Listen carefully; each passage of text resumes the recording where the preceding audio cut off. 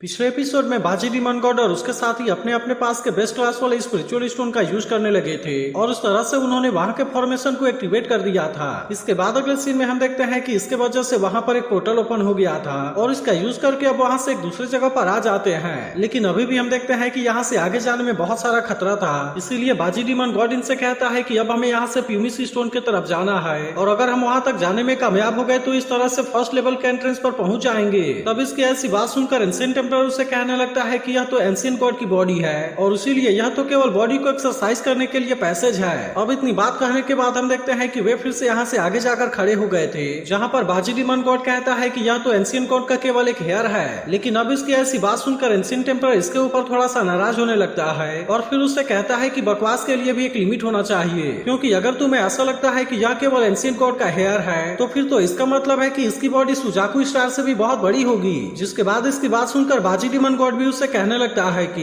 Adult ancient God की body सच में Suzaku star से बहुत बड़ी है। जिसके बाद हम देखते हैं कि इसके बारे में सुनकर एंशिएंट टेम्पलर भी इस बात से हैरान होने लगा था और फिर वो उससे पूछने लगता है कि आखिरकार एंशिएंट गॉड का स्टोरेज बैग है कहाँ पर। तब इस पर डिजायर डिमन गॉड कहने लगता है कि एंशिएंट गॉड कभी भी स्टोरेज बैग का यूज नहीं करते थे, क्योंकि उनका सारा मैजिक वेपन उनके बॉडी के अंदर ही छुपा रहता था। अब इतनी बात कहने के बाद वो एंशिएंट टेम्पलर से कहता है कि आज तुम पहली बार एंशिएंट गॉड के लाइन में आए हो, इसीलिए मैं चाहता हूँ कि तुम यहाँ पर ज्यादा लालच मत करना। लेकिन इसकी बात सुनकर एंशिएंट टेम्पलर उससे कहता है कि आखिरकार तुम इस तरीके से बात कैसे कर सकते हो और क्या हम सभी यहाँ पर इन्फेंट ट्रांसफॉर्मेशन पील के लिए नहीं आए हैं। जिसके बाद बाजी डिमन गॉड भी उससे कहने लगता है कि तुम्हारी यह बात पूरी तरह से सही है और इस बार हमें यहाँ पर सच में इन्फेंट ट्रांसफॉर्मेशन पील के लिए ही आए हैं। अब इतनी बात कहने के बाद वो इनसे कहता है कि अगर हम इससे पास करने में कामयाब हो गए तो फिर तो हम वहाँ पर बहुत ही आसानी से पहुंच जाएंगे। लेकिन तभी इसी बीच वो कहने लगता है कि यह जर्नी केवल इन्फेंट ट्रांसफॉर्मेशन पील के लिए नहीं है। तब इसकी बात सुनकर एंशिएंट टेम्पलर उससे कहता है कि आखिरकार तुम्हारे कहने का मतलब क्या है। जिसके बाद बाजी डिमन गॉड इनसे कहता है कि यहाँ पर अनगिनत ट्रेजर है, क्योंकि अगर किसी वजह से एंशिएंट गॉड की मौत भी हो गई लेकिन इसके बाद भी उसका कॉन्शियसनेस इमोर्टल होता है और इसीलिए ऐसा होने के बाद वह स्लीप के कंडीशन में होता है। अब इतनी बात कहने के बाद वो इनसे कहता है कि अगर तुम इसके बॉडी में एंटर कर गए तब इस तरह से तुम उसके मेमोरी को हासिल कर लोगे और अगर तुमने ऐसा कर लिया तो उसके मेमोरी के अंदर की सारी स्किल तुम्हारी हो जाएगी। जिसके बाद हम देखते हैं कि बाकी डिमन गॉड भी अब इसे पाने के बारे में सोचने लगे थे, लेकिन वहीं दूसरी तरफ हम देखते हैं कि वांग लिन को इसके बारे में काफी चिंता होने लगी थी और वो कहने लगता है कि ये डिमन तो असल में गॉड बनने की स्टेज में है, लेकिन इसके बाद भी वे कभी भी फोर्स को ज्वाइन करने में कामयाब नहीं हो पाए हैं। जिसके वजह से मुझे ऐसा लगता है कि यह जगह तो सच में बहुत ज्यादा खतरनाक है और इसीलिए वांग लिन डिसाइड करता है कि उसे जल्दी से जल्दी किसी तरह से यहाँ से निकलने के बारे में सोचना होगा। तभी इसी बीच हम देखते हैं कि वांग लिन को यहाँ पर बहुत सारे स्टार दिखाई देने लगते हैं और इसके वजह से उसे ऐसा लगने लगता है कि उसकी कॉन्शियसनेस बहुत ज्यादा बेचैन होने लगी है और इसी वजह से वह भी इसके बारे में सोचकर बहुत ज्यादा परेशान होने लगता है। लेकिन तभी बाजी डिमन गॉड उससे कहने लगता है कि तुम इसके बारे में यहाँ पर ज्यादा मत सोचो और तुम कोशिश करना कि किसी भी वजह से मुझे तुम्हारे ऊपर गुस्सा ना आए। लेकिन तभी इसी बीच हम देखते हैं कि अचानक से कोई पावर इनके ऊपर अटैक करने लगी थी, जिसे देखते ही वे सभी खुद को इसके पावर से बचाने के लिए कोशिश करने लगते हैं। लेकिन इसके बाद भी हम देखते हैं कि एंशिएंट टेम्पलर खुद को नहीं संभाल पाता और वो इसके अचानक से हुए अटैक के वजह से जख्मी हो जाता है। लेकिन तभी इनको पता चलता है कि यह तो असल में डिसोलेट बीस्ट है और इसीलिए वे सभी तुरंत अपनी जान बचाने के लिए वहाँ से भागने लगते हैं। लेकिन अभी भी हम देखते हैं कि वो ड्रैगन इनको इतने आसानी से यहाँ से नहीं जाने देने वाला था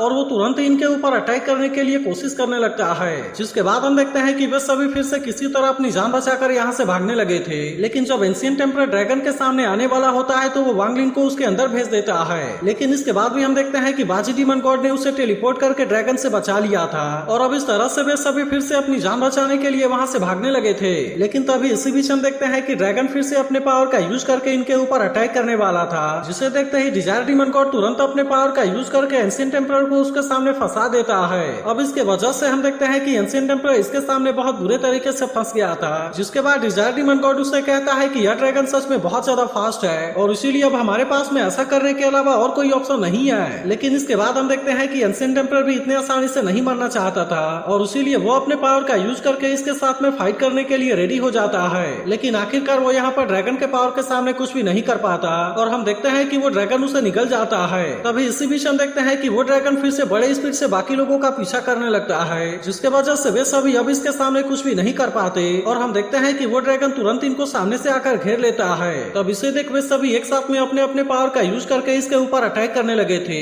लेकिन अभी भी हम देखते हैं कि उस ड्रैगन का सामना कर पाना इतना आसान नहीं होता और वो ड्रैगन अकेले ही इनके ऊपर भारी पड़ने लगता है। तभी बाजी डिमन गॉड कहने लगता लगता है कि फर्स्ट लेवल का एंट्रेंस बिल्कुल हमारे सामने है, इसीलिए चाहे अब कुछ भी हो जाए हमें इसका सामना करना ही होगा। और इसीलिए वो इनसे कहता है कि तुम सभी एक साथ में मिलकर इसका सामना करने के लिए रेडी हो जाओ। जिसके बाद हम देखते हैं कि इसकी बात सुनकर बाकी लोग भी इसके लिए रेडी हो गए थे और मेंगतुजी भी अपने जायंट फ्रॉग से किसी अजीब से स्मोक को रिलीज करने लगता है। अब इसके वजह से हम देखते हैं कि डिजायर डीमन किंग को ड्रैगन के ऊपर अटैक करने के लिए बहुत अच्छा चांस मिल गया था और इसीलिए वो तुरंत अपने जायंट स्वॉर्ड का यूज करके इसके ऊपर अटैक करने की कोशिश करता है। लेकिन इसके बाद भी हम देखते हैं कि उस ड्रैगन ने इसके अटैक को बहुत ही आसानी से रोक लिया था और उसी के साथ वो फिर से अपने पावर का यूज करके इनके ऊपर अटैक करने के लिए भी रेडी हो जाता है। लेकिन वही दूसरी तरफ हम देखते हैं कि बाजी डीमन गॉड भी इसका सामना करने के लिए रेडी होता है और वो भी तुरंत अपने जायंट व्हील का यूज करके इसके अटैक को रोक लेता है। इसके बाद हम देखते हैं कि बाकी लोगों को भी संभलने के लिए मौका मिल गया था और इसीलिए वे सभी फिर से अपने अपने पावर का यूज करके एक साथ में ड्रैगन के ऊपर अटैक करने लगते हैं। लेकिन अभी भी हम देखते हैं कि उस ड्रैगन का सामना करना इतना आसान नहीं होता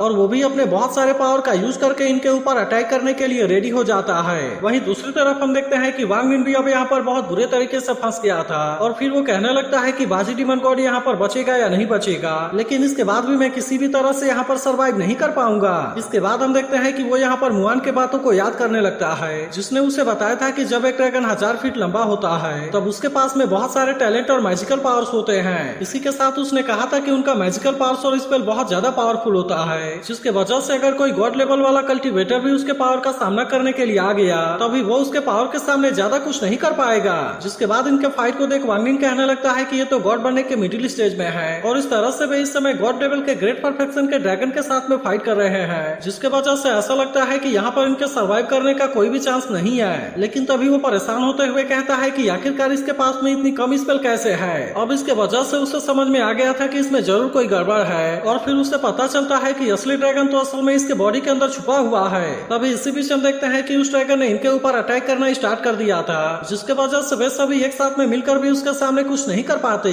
तभी इसी बीच हम देखते हैं कि वो ड्रैगन अपने पावर का यूज करके इनको अंदर खींचने के लिए कोशिश करने लगता है और फिर इसी मौके का फायदा उठाकर वांग लिन जानबूझकर उसके अंदर चला जाता है। अब इसके वजह से हम देखते हैं कि बाजी डीमन गॉड भी इसके बारे में कुछ नहीं कर पाता और फिर वे सभी तुरंत अपनी जान बचाकर यहाँ से निकल जाते हैं। वहीं दूसरी तरफ हम देखते हैं कि ड्रैगन के अंदर जाने के बाद भी वांग लिन को कुछ नहीं हुआ था, जिसके बाद लुओगु बाहर आते हुए कहने लगता है कि मास्टर आपने तो सच में कमाल कर दिया और असल में ड्रैगन का पेट तो सबसे सेफ जगह है। इसी के साथ वो कहने लगता है कि अब तीनों डीमन जैसे ही यहाँ से चले जाएंगे उसके तुरंत बाद हम यहाँ से आजाद होकर निकल जाएंगे। लेकिन इसके बाद भी हम देखते हैं कि वांग लिन अभी इसके बारे में कुछ नहीं बोल रहा था और फिर वो लुओगु को आगे जाकर चेक करने के लिए कहता है, जिसके बाद हम देखते हैं कि लुओगु को उसकी बात माननी पड़ती है और फिर वो चेक करने के लिए यहाँ से आगे की तरफ जाने लगता है। लेकिन तभी इसी वक्त उसे पता चलता है कि यहाँ पर तो असल में एक बहुत ही खतरनाक ड्रैगन है और इसीलिए वो डर कर तुरंत यहाँ से अंदर चला जाता है। लेकिन इसके बाद भी हम देखते हैं कि वांग लिन को इसके बारे में ज्यादा चिंता नहीं होती और वो इसका यहाँ पर सामना करने के लिए पूरी तरह से रेडी होता है। इसके बाद वो कहने लगता है, मुझे पता था कि यहाँ पर जरूर कोई सीक्रेट होगा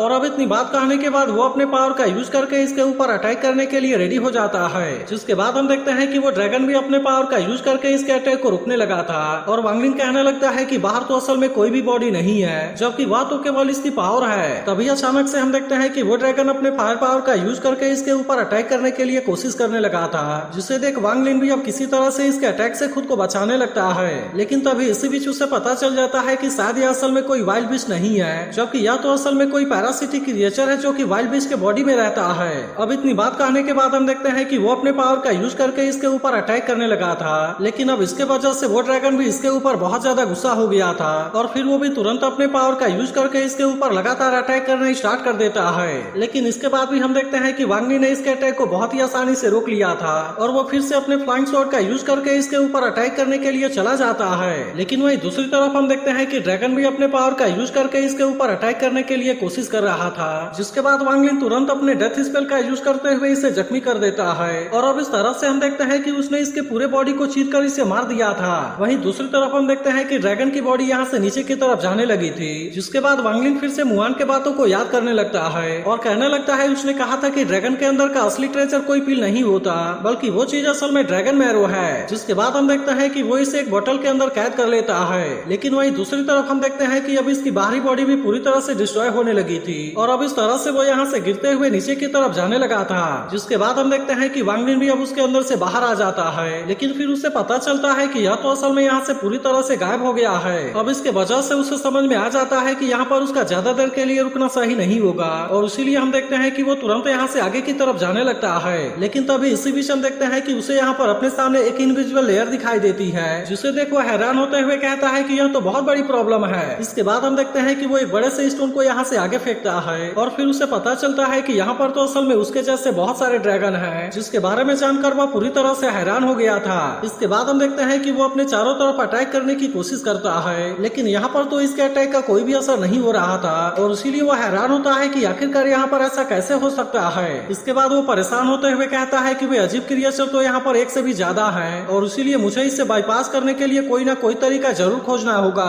इसके बाद हम देखते हैं कि वांग लिन अपने पावर का यूज करके यहाँ के बहुत सारे स्टोन को कंट्रोल करने लगा था और अब इस तरह से इसका यूज करते हुए वो यहाँ से बाहर निकलने के लिए सेफ रास्ता खोजने लगता है। लेकिन अब इसके वजह से हम देखते हैं कि वो यहाँ पर बहुत ही बुरे तरीके से फंस गया था, क्योंकि वो चाहकर भी यहाँ से किसी भी जगह से बाहर नहीं जा पा रहा था। लेकिन इसके बाद भी हम देखते हैं कि वांग लिन यहाँ पर इतने आसानी से हार मानने वाला नहीं होता और वो अभी भी इसी तरह से यहाँ से बाहर जाने के लिए रास्ता खोजने लगता है। अब इस तरह से हम देखते हैं कि उसे यहाँ पर ऐसा करते हुए बहुत सारा टाइम गुजर गया था, लेकिन इसके बाद भी वो किसी तरह से यहाँ से आगे जाने में कामयाब हो जाता है। लेकिन इसी के साथ वो परेशान होते हुए कहने लगता है कि मुझे इस जर्नी को शुरू किए हुए 15 दिन गुजर चुके हैं, लेकिन इसके बाद भी मैं केवल कुछ सौ की दूरी को तय करने में कामयाब हो सका हूँ। इसी के साथ हम देखते हैं कि उसके पास के सारे मैजिकल वेपन की पावर भी खत्म हो गई थी, इसीलिए वो सोचने लगता है कि अगर उसने यहाँ पर और ज्यादा देरी किया तब इस तरह से वो किसी भी कीमत पर यहाँ से बाहर नहीं जा पाएगा। इसके बाद वो सोचने लगता है कि यहाँ के क्रैक को ओपन और क्लोज होने में हाफ रेत का टाइम लगता है और इसीलिए अगर उसे बचना है तो केवल इतने टाइम में टेलीपोर्टेशन फॉर्मेशन के पास में जाना होगा।